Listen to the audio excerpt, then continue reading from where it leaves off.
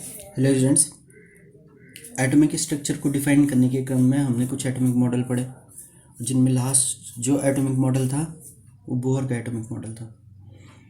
ठीक है, बोहर का एटॉमिक मॉडल क्या कहता है कि एक न्यूक्लियस है, ठीक है, जिसके चारों ओर इलेक्ट्रॉन एनर्जी लेवल्स में घूमते रहते हैं। ठीक है, ये न्यूक्लियस हो गया, इसके चारों ओर क्या होगा, अलग अलग एनर्जी लेवल होंगे जहाँ इलेक्ट्रॉन रहते हैं। इन एनर्जी लेवल को बोल दिया सेल या ऑर्बिट।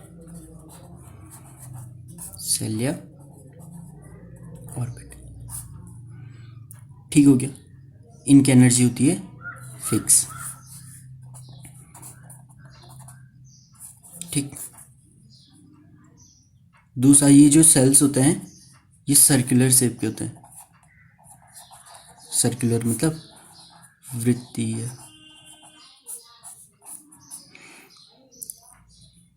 जो ये पाथ होगा ना, ये सर्कुलर शेप का होगा। ठीक, तो ये बात की किसने, बोहर के एटॉमिक मॉडल।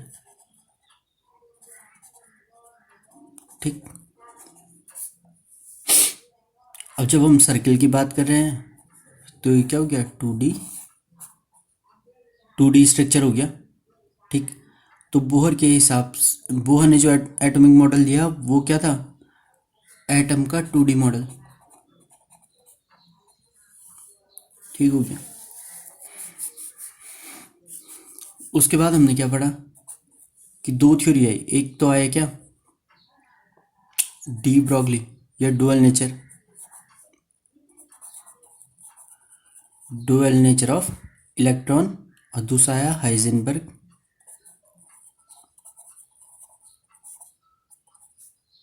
Uncertainty principle.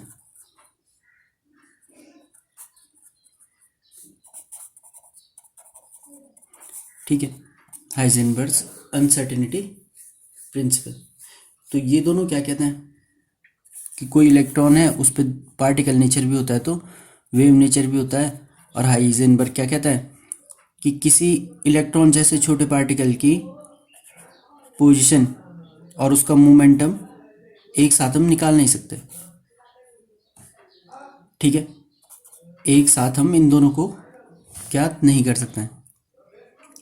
ठीक है, तो इन्हीं दोनों के बेस पे अगला एटॉमिक मॉडल आया, क्वांटम मैकेनिकल मॉडल। ठीक, अब देखो जैसे ये क्या कह रहा है कि हम पोजीशन और वेलोसिटी दोनों एक साथ नहीं निकाल सकते। तो क्या बोलेंगे हम, जैसे एक ये न्यूक्लियस है, इसके चारों तरफ मुझे इलेक्ट्रॉन दिखाना है, तो मैं क्या बोल सकता हूँ कि एक इलेक्ट्रॉन यहाँ पे हो सकता है, यहाँ पे हो सकता है, यहाँ पे हो सकता है, यहाँ पे हो सकता है। ठीक है, तो इसी की तरह जब प्रयोग किए गए तो उन्होंने क्या देखा कि इलेक्ट्रॉन पाया जा रहा कुछ इस तरीके से। ठीक है ना, न्यूक्लियस होता है और न्यूक्लियस के चारों ओर इलेक्ट्रॉन कुछ इस तरीके से पाए जाते हैं। ठीक है, जिसे बोलते हैं इलेक्ट्रॉन क्लाउड की फॉर्म में। ठीक, और ये सर्कुलर ना होके ये क्या होता है, जो पूरा एटम होता है वो स्फेरिकल फॉर्म में आता है। जब दूर से देखते हैं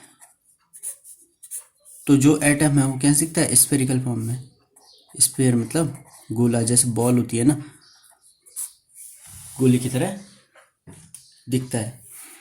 ठीक, वो किसके कारण, ये हाइजेनबर्ग का जो अनसर्टेनिटी प्रिंसिपल है, क्योंकि हम इसकी पोजीशन तो बता नहीं सकते। यहाँ पे तो पोजीशन बताइए ना, बोर के एटॉमिक मॉडल में क्या क्या है कि एक क्या फिक्स सर्कुलर पाथ है और दूसरा एंगुलर मोमेंटम h/2 के बराबर, ये इसका पूर्ण गुणक होता है। तो यहाँ पे तो इसने फिक्स क्या बता रखा है, एंगुलर मोमेंटम बता रखा है, मतलब कोणीय संवेग भी बता रखा है। ठीक है, पर हाइजेनबर्ग क्या बोलता है, ना तो हम पोजीशन बता सकते हैं, ना तो मतलब पोजीशन और जो मोमेंटम होता है उसे एक साथ नहीं बता सकते। मोमेंटम मतलब ये वेग, ठीक है। तो इन्हीं दोनों के आधार पे जो हमारे पास एटम आया वो किसकी तरह है, गोले की तरह है। ठीक है। बीच में न्यूक्लियस होता है, एटम के बीच में न्यूक्लियस होता है और उसके चारों तरफ इलेक्ट्रॉन क्लाउड होता है। ठीक है। तो इसी चीज़ की व्याख्या करने के लिए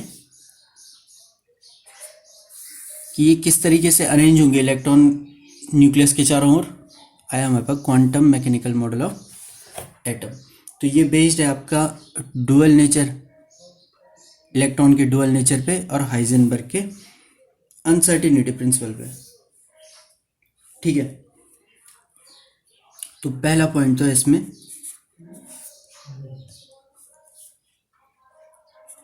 एक इलेक्ट्रॉन, क्योंकि इलेक्ट्रॉन छोटा पार्टिकल है ना, तो ये क्या रखेगा, पार्टिकल नेचर भी रखेगा और वेव नेचर भी रखेगा। तो एक इलेक्ट्रॉन को एक स्टैंडिंग वेव मान सकते हैं, स्टैंडिंग वेव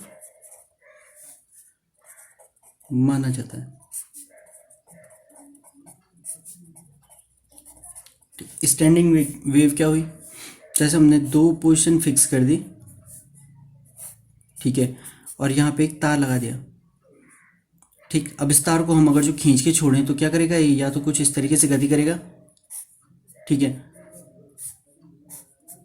या तो कुछ इस तरीके से गति करेगा। तो ये स्टैंडिंग वेव हो गई, मतलब जो दो फिक्स पोजीशन के बीच में होती है उसे बोलते हैं स्टैंडिंग वेव।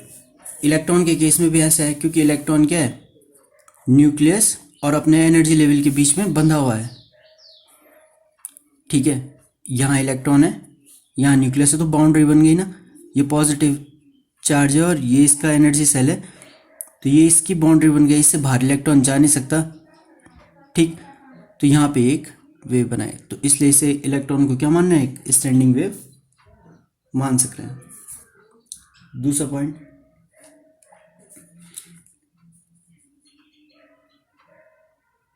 एक स्टैंडिंग वेव के लिए,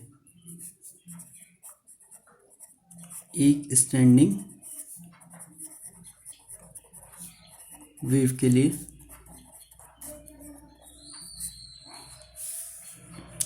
उसकी एनर्जी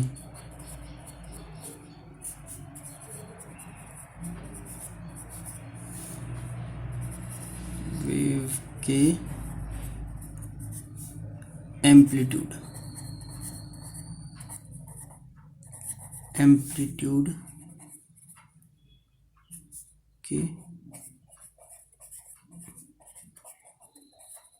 के प्रोपोर्शनल होती है।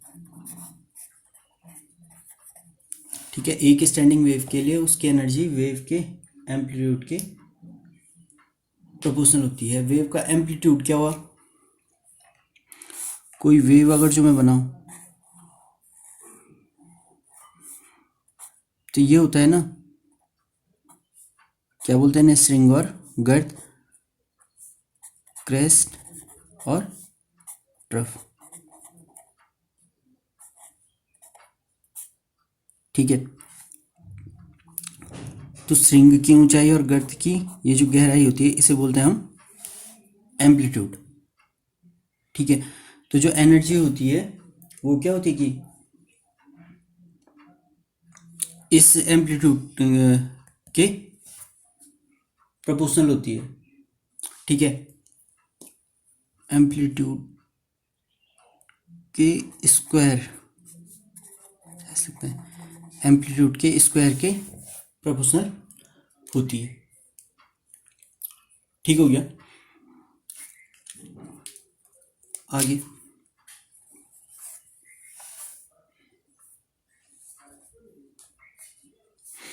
एम्पलीट्यूड फंक्शन होता है यहाँ पे साई।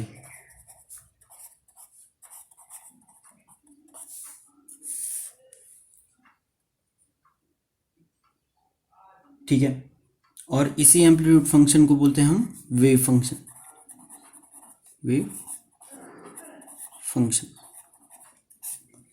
ठीक, तो ये साई हो गया हमारे पास, ये एम्पलीट्यूड फंक्शन ये। ठीक, तो इसलिए जो रिलेशन बनेगा हमारे पास वो बन जाता है energy proportional to amplitude square, amplitude square, और energy proportional to psi square. ठीक है, energy proportional to psi square. ठीक हो गया, इतना नोट कर देना है, स्क्रीनशॉट ले लेना। ठीक है, तो लास्ट पढ़ा हमने कि जो एनर्जी होती है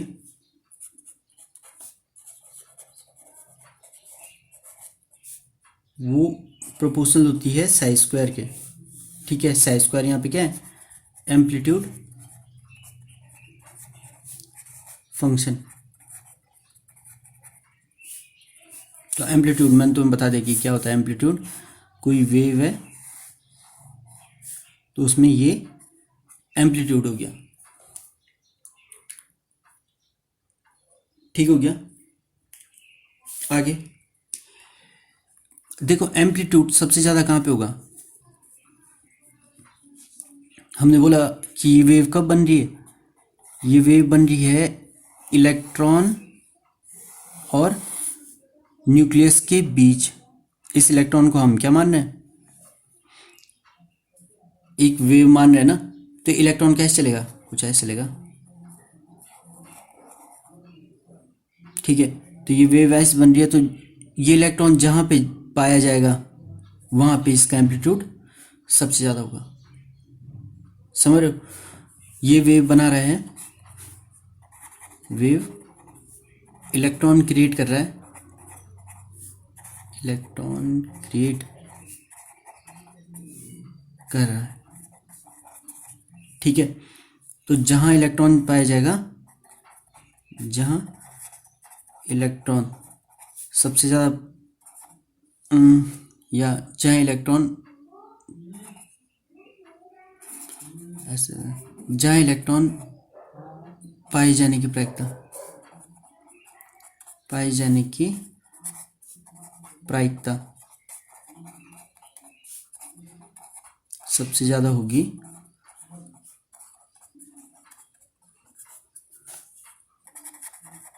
वेव का एम्पलीट्यूड भी वहाँ सबसे ज़्यादा होगा, एम्पलीट्यूड वहाँ सबसे ज़्यादा होगा।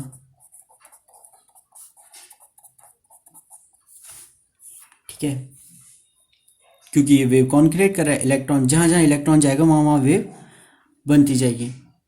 ठीक है, ये वेव बनती किससे है, डी ब्रॉगली की तरंग समीकरण है, lambda equal to H upon M V. ठीक है, तो इलेक्ट्रॉन का मास कम होता है तो इसलिए उससे कोई वेवलेंथ रिलेट होती है। ठीक है, तो जहाँ जहाँ इलेक्ट्रॉन जाएगा, जैसे जैसे इलेक्ट्रॉन आगे बढ़ता जाएगा वो इस वेव नेचर को फॉलो करता जाएगा। ठीक है, तो जहाँ इलेक्ट्रॉन पाए जाने की प्रायिकता सबसे ज़्यादा होगी वो बन जाएगा इस वेव का एम्पलीट्यूड, जो किससे रिलेटेड है, इस इलेक्ट्रॉन से रिलेटेड है। ठीक है, तो जहाँ इलेक्ट्रॉन पाए जाने की प्रायिकता सबसे ज़्यादा होगी, वेव का एम्पलीट्यूड वहाँ सबसे ज़्यादा होगा। तो जब मैं इस वेव की बात करूँ तो इस वाले पॉइंट पे इलेक्ट्रॉन पाए जाने की प्रायिकता सबसे ज़्यादा है, इस वाले पॉइंट पे, इस वाले पॉइंट पे इलेक्ट्रॉन पाए जाने की प्रायिकता सबसे ज़्यादा होगी। ठीक है, तो अगला पॉइंट यही है, ये वाला जो मैंने लिखा है।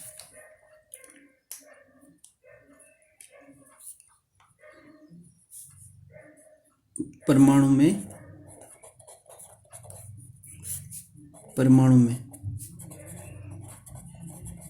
इलेक्ट्रॉन पाए जाने की प्रायिकता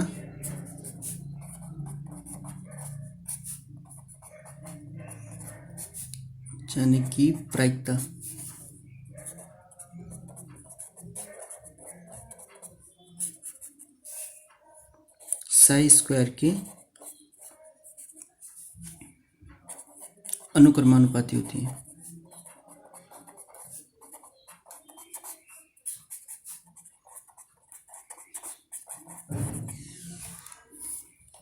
ठीक है, ठीक। तो जो श्रोडिंगर था, अब आती है श्रोडिंगर वेव इक्वेशन, तब उसकी बात करता हूँ मैं। Schrödinger's wave equation. तो श्रोडिंगर ने एक बात कही, श्रोडिंगर ने असल में काम किया है प्रोबेबिलिटी पे, प्रायिकता पे। ठीक है, श्रोडिंगर का कैट एक्सपेरिमेंट बहुत फेमस है, तो इसे एक बार ही खुद से पढ़ लेना, ये वीडियो लंबी हो जाएगी। तो श्रोडिंगर ने एक इक्वेशन दी इस साई से रिलेटेड, और एनर्जी, जैसे हमने बोले कि एनर्जी साई का फंक्शन है। ठीक है, एनर्जी रिलेट कर रहा है साई से, और परमाणु में जो इलेक्ट्रॉन पाया जा रहा है वो भी किससे, साई पे डिपेंड कर रहा है। साई क्या है, एम्पलीट्यूड है इस वेव का। ठीक है, तो श्रोडिंगर ने वेव इक्वेशन दी, और वो वेव इक्वेशन आपको थोड़ा बहुत याद रखनी है बस। Del square psi upon del X square plus del square psi upon del Y square plus del square psi upon del Z square. ठीक है, plus 8 pi square M upon H square into E minus V psi equal to 0। ठीक है, ये आती है Schrodinger wave equation. ठीक है, तो साई के बारे में अभी मैंने तुम्हें बता दिया कि साई क्या है, यहाँ पे एम्पलीट्यूड फंक्शन है, जिसे हम क्या बोलते हैं, जिसका दूसरा नाम हमने वेव फंक्शन बोला हुआ है। ठीक, इससे आगे थोड़ा सॉल्व करें, तो ज़्यादा सॉल्यूशन देखना नहीं है, इसे हल्का फुल्का देख लेते हैं। कि हमने यहाँ से साई कॉमन ले लिया, तो ये बनेगा psi del square upon del X square plus del square upon del Y square plus del square upon del Z square into psi plus 8 pi square M upon H square E minus V psi equal to 0। ठीक है, आगे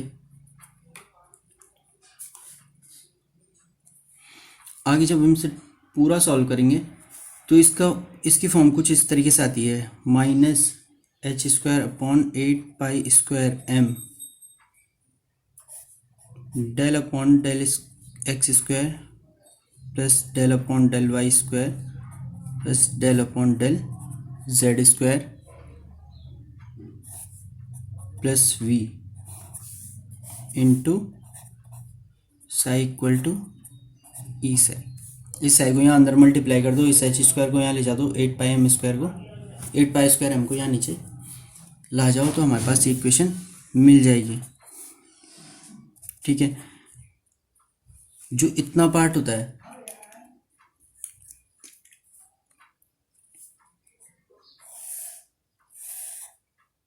ये साई के इधर वाला, इसे दिखाते हैं एच कैप से। ठीक है, इसे दिखा रहे हैं हम एच कैप से, और ई है, इसे दिखाओ ई कैप से।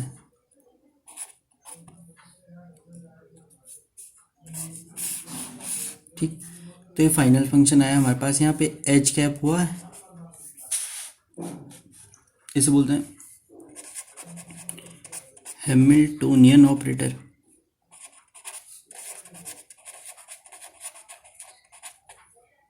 ठीक, या हैमिल्टोनियन फंक्शन, इसे बोलते हैं आइगेन फंक्शन, आइगेन फंक्शन। ठीक है, और साई यहाँ पे आ गई आइगेन वैल्यू। Eigen value. तो इनके खाली नाम आपको ध्यान रखना है, ठीक है, इनके बारे में तुम्हारे पास है नहीं, ये बड़ी क्लासों में है। ठीक, टर्म्स को जान ले कि टर्म क्या क्या होते हैं।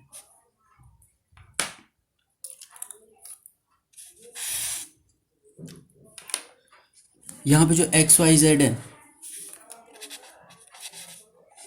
जैसे मैंने कहा कि जो इलेक्ट्रॉन पाया जाएगा, ये 3D मॉडल है एटम का, तो इलेक्ट्रॉन कहाँ पाया जाएगा, न्यूक्लियस के चारों ओर कहीं भी पाया जा सकता है। तो एक्स वाई जेड हो गए हमारे पास Cartesian axis, Cartesian axis. Cartesian axis मतलब ये जो एक्स वाई जेड एक्सिस होता है ना, जैसे कोई इलेक्ट्रॉन, ये न्यूक्लियस मान लो, ये कोई इलेक्ट्रॉन है, तो ये इलेक्ट्रॉन की दिशा हम कैसे निकालेंगे, इस वाले अक्ष से, इस वाले अक्ष से, और इस वाले अक्ष से कितनी दूर है, ये जेड एक्सिस से कितनी दूर है। ठीक है, तो ये आएगा हमारे पास एक्स वाई जेड। तो ये हमारे पास क्या है, X Y Z Cartesian axis हो गए। ठीक, दूसरा आता है हमारे पास एम, आप जानते हो मास ऑफ इलेक्ट्रॉन, ठीक है। एच हो गया प्लैंक कांस्टेंट, ठीक है। ई हो गया यहाँ पे टोटल एनर्जी, और वी हो गया यहाँ पे पोटेंशियल एनर्जी। ये सारे किसका है, पोटेंशियल एनर्जी ऑफ इलेक्ट्रॉन, ठीक है। और कुछ छोटे इसमें साई के बारे में हमने बता रखा है। साई क्या है, यहाँ पे वेव फंक्शन है, ठीक हो गया। तो ये हमारे पास क्या है, श्रोडिंगर वेव इक्वेशन है। और ये इंपॉर्टेंट है क्योंकि अगले आने वाले एटॉमिक मॉडल जो आगे चीज़ें हम पढ़ेंगे वो सारी की सारी इसी से रिलेटेड है। ठीक, एक चीज़ और देख लेते हैं, जो हमारे पास ये वाला फंक्शन आता है ना, इसे हम लिख सकते हैं इनवर्स डेल्टा स्क्वायर साई, ठीक है, 8 pi square M upon H square E minus V psi equal to 0। इस फॉर्म में भी इक्वेशन हमारे पास आ सकती है, ठीक है। तो इसका एक बारी स्क्रीनशॉट ले लेना, ये सारा पॉइंट आपको उतारना है। चीज़ों को समझते जाना और आगे बढ़ते जाना, क्योंकि आगे वाले टॉपिक तभी समझ में आएंगे जब थोड़ा बहुत ये समझ में आ जाएगा, ठीक है। तो लास्ट इक्वेशन आई हमारे पास H cap psi equal to E cap psi, ठीक है। इसे बोले हम श्रोडिंगर वेव इक्वेशन, ठीक है, जहाँ पे साई क्या है, वेव फंक्शन है। और ये वेव किससे रिलेटेड होती है, इलेक्ट्रॉन से ये रिलेटेड होती है। तो ये सारा जो मैं साई के बारे में बात कर रहा हूँ, ये क्या है हमारे पास, एक इलेक्ट्रॉन के लिए वेव फंक्शन है। ये इसे प्रोबेबिलिटी फंक्शन भी हम बोल सकते हैं, ऐसे क्या बोल सकते हैं, प्रोबेबिलिटी फंक्शन, कि इलेक्ट्रॉन कहाँ पाया जाएगा। जैसे जैसे इलेक्ट्रॉन चलता रहेगा, जैसे मैं फिर से बता रहा हूँ कि जब इलेक्ट्रॉन आगे बढ़ेगा तो एक वेव की फॉर्म में आगे बढ़ेगा, वो एक वेव बनाता है। तो जिस जिस पाथ को ये फॉलो करेगा ना, वहाँ इलेक्ट्रॉन पाए जाने की प्रायिकता सबसे ज़्यादा होगी। तो इलेक्ट्रॉन कहाँ बहेगा, आगे की तरफ जा रहा है ना। तो ये न्यूक्लियस है, इसके चारों तरफ ये पार्ट है हमारे पास, ठीक। तो ये यहाँ कैसे भी गति कर सकता है, किस फॉर्म में, वेव के फॉर्म में, ठीक। श्रोडिंगर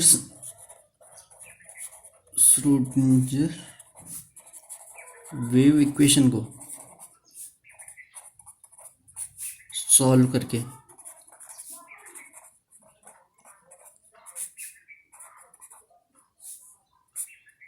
जब श्रोडिंगर वेव इक्वेशन को सॉल्व कर देते हैं ना, तो जो हमारे पास साई का फंक्शन आता है, साई की वैल्यू आती है, ठीक है। ये कॉम्प्लिकेटेड फंक्शन आता है जो कि फंक्शन होता है एक्स वाई जेड EVNLM, इतनी सारी चीज़ों का ये फंक्शन, फंक्शन मतलब फलन, जो संबंध एवं फलन तुम गणित में पढ़ोगे ना, तो ये जो साई की वैल्यू आएगी वो इन सारी चीज़ों पे डिपेंड करेगी। एक्स वाई जेड जो एक्सिस हो गए, ई टोटल एनर्जी, वी हमारे पास पोटेंशियल एनर्जी, एन हम NLM, इनके बारे में हम आगे पढ़ेंगे। इन्हें बोलते हैं क्वांटम नंबर्स, क्वांटम नंबर्स इन्हें बोल लेते हैं। ठीक है, तो आगे आगे का सारा खेल इन्हीं का है, क्वांटम नंबर्स का।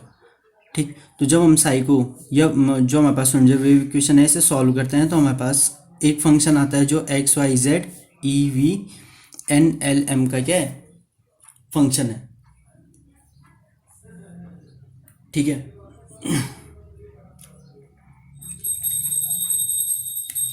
आगे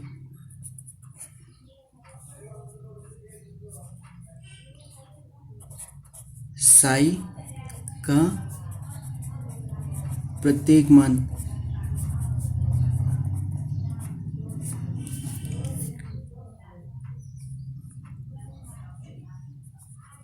हल के रूप में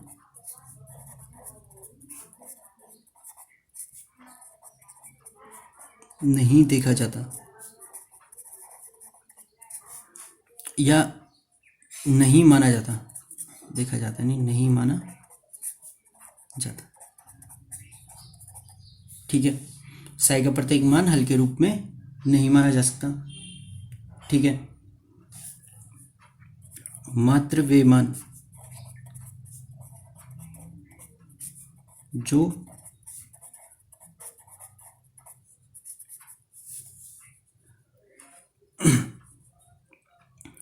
निम्न दशा को पूर्ण करते हैं,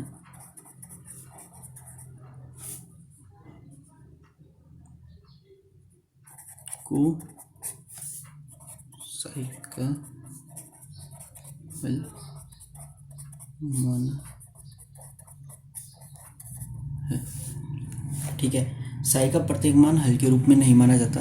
ठीक है, प्रत्येक वे मान जो निम्न दशा को पूर्ण करते हैं को साई का हल माना जाता है। देखो यहाँ पे जब हमारे पास ये वैल्यू आई है तो क्या होगा, इसमें साई की कोई भी वैल्यू आ सकती है, साई की वैल्यू एक से ज़्यादा आ सकती है। साई की वैल्यू क्या हो सकती है, एक से ज़्यादा आ सकती है, एक से बहुत ही कम आ सकती है। ठीक है, तो बहुत सारी वैल्यूज़ यहाँ पे साई की आ सकती हैं। तो साई को क्या बोला हमने, वेव फंक्शन या प्रोबेबिलिटी फंक्शन। ठीक है, प्रोबेबिलिटी फंक्शन मतलब प्रायिकता फलन, कि इलेक्ट्रॉन पाए जाने की प्रायिकता कहाँ सबसे ज़्यादा होगी। हमें पता है प्रायिकता, प्रोबेबिलिटी, इसका सबसे ज़्यादा मान होता है एक। अगर जो कहीं कहीं पे इलेक्ट्रॉन पाया जाएगा तो उसकी वैल्यू क्या आएगी, एक। तो साई का सबसे बड़ा मान क्या आना चाहिए, एक आना चाहिए ना। ठीक, तो क्या करते हैं, ये हमारे पास साई क्या है, वेव फंक्शन है, और जब हम इसका स्क्वायर कर दें तो ये प्रोबेबिलिटी को दिखाता है।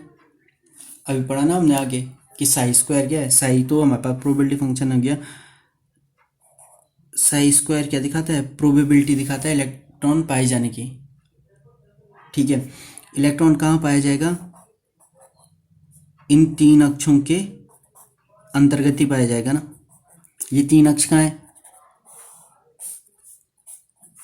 एक्स वाई और जेड, ये न्यूक्लियस हो गया। कोई इलेक्ट्रॉन यहाँ पे पाया जा रहा है तो इसका मतलब क्या है कि वो वाई से इतनी दूर है, एक्स से इतनी दूर है और जेड से इतनी दूर है, ऐसे तो काउंट करेंगे इसे। ठीक है, तो psi square D X D Y और डी जेड, मतलब जो इलेक्ट्रॉन पाए जाने की प्रायिकता है वो इन तीनों पे डिपेंड करेगी। और जब हम इसका इंटीग्रेशन कर देंगे माइनस इनफाइनाइट से प्लस इनफाइनाइट तक, ठीक है, तो माइनस इनफाइनाइट से प्लस इनफाइनाइट मतलब क्या हुआ कि न्यूक्लियस से और जो जितना मतलब टोटल इंटीग्रेशन मतलब क्या हुआ कि जो इलेक्ट्रॉन है ना वो हम बात कर रहे हैं इसके इंटीग्रेशन की न्यूक्लियस के अंदर, सॉरी न्यूक्लियस नहीं, एटम के अंदर। जब ये पूरे इंटीग्रेशन की, जब हम इतने की बात कर रहे हैं ना psi square D X D Y D Z, तो हम खाली इस पॉइंट की बात कर रहे हैं। और जब हमने इस पॉइंट का इंटीग्रेशन कर दिया तो हम बात कर रहे हैं पूरे एटम की। इंटीग्रेट करना मतलब बढ़ा देना क्या, ठीक। तो हम बात करें इस पूरे एटम की कि पूरे एटम में इलेक्ट्रॉन पाया जाएगा कि नहीं पाया जाएगा। साई स्क्वायर क्या है, प्रोबेबिलिटी है, प्रायिकता है। प्रायिकता की बात कैसे करते हैं कि यहाँ पे कोई चीज़ होगी कि नहीं होगी, या तो होगी या तो नहीं होगी, ठीक है। तो वैसे ही जब मैं इसकी बात कर रहा हूँ तो इसको मैं ऐसे बोल सकता हूँ कि एटम के अंदर, परमाणु के अंदर इलेक्ट्रॉन पाए जाने की के अंदर इलेक्ट्रॉन पाए जाने की प्रायिकता, इलेक्ट्रॉन पाए जाने की प्रायिकता, प्रोबेबिलिटी लिख देता हूँ मैं, उसे हम इससे दिखाते हैं, ठीक है। अब सोचो एक एटम है, एटम के अंदर इलेक्ट्रॉन तो पाया जाएगा ना, वो पाया जाना है, ठीक है। हम ऐसे नहीं बोल सकते कि एटम के अंदर इलेक्ट्रॉन ना हो। तो क्योंकि एटम के अंदर इलेक्ट्रॉन पाया जाएगा तो ये किसके बराबर हो जाएगा, क्योंकि इलेक्ट्रॉन पाया जा रहा है तो प्रोबेबिलिटी किसके बराबर हो जाएगी, 1 के बराबर हो जाएगी, ठीक है। तो साई का प्रत्येक मान हल के रूप में नहीं माना जाता है, मात्र वे मान जो निम्न दशा को पूर्ण करते हैं को साई का हल माना जाता है। तो ये वाली कंडीशन, ये फंक्शन फॉलो करना चाहिए, ठीक है, समझे। ये वाला फंक्शन, ये वाला जो फलन है वो क्या होगा, इस कंडीशन को फॉलो करना चाहिए, ठीक है। तो इसके आगे की कहानी हम या इस अगले वाले लेक्चर में देखेंगे। इन सारी चीज़ों को एक बार ढंग से पढ़ना, ठीक है। और आगे, क्योंकि आगे जो आगे की थ्योरीज हैं और जो आगे के चैप्टर हैं वो कहीं ना कहीं इस पूरी चीज़ से रिलेट करते हैं, तो इसलिए इस चीज़ को ढंग से पढ़ना। Thank you.